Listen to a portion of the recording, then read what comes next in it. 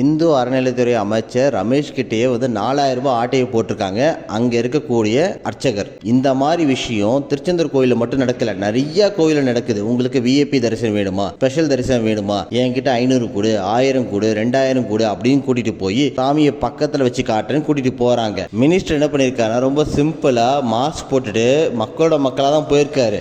அவர் மினிஸ்டர்னு தெரியாமல் இவங்க அவர்கிட்ட ஜிபேல 4000 ரூபா வாங்கியிருக்கா நமக்கு தகவல் வருது. இது ஒரு நல்ல ஆக்ஷன் தான். என்னை பொறுத்த வரைக்கும் டிவிகே கவர்மெண்ட் இந்த மாதிரி ஒரு ஆக்ஷன் எடுக்கிறது நல்ல விஷயம் தான். ஏன்னா அப்போ தான் தெரியும் இவங்க எப்படிலாம் ஏமாத்துறாங்க. சும்மா ஒரு ஆர்டர் மட்டும் பாஸ் பண்ணாமல் களத்தில் இறங்கி சில வேலைகள் பார்க்குறாங்கன்ற போது நல்ல விஷயந்தான். என்ன கொஞ்சம் எக்ஸ்ட்ராவாக ரீல்ஸ் போடுறாங்க, அவங்க களத்தில் இறங்கி வேலை செய்கிறத கொஞ்சம் ரீல்ஸ் போடுறாங்க.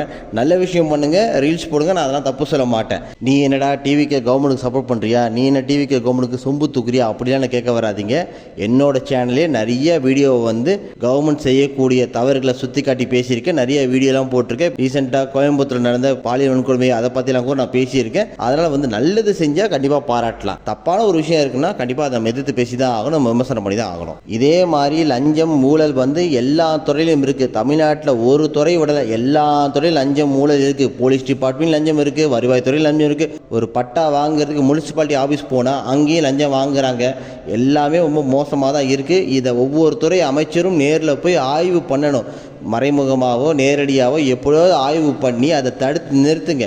ஒரு பட்டா வாங்குறதுக்கு போய் கேட்டால் 30,000 கேட்குறாங்க, 40,000 கேட்குறாங்க. இது மாதிரி ஆக்ஷன் எடுங்க. எல்லா துறையிலும் ஆக்ஷன் எடுப்பீங்க நாங்கள் எதிர்பார்க்குறோம். எடுத்தீங்கன்னா ரொம்ப சந்தோஷம். நன்றி, வணக்கம்.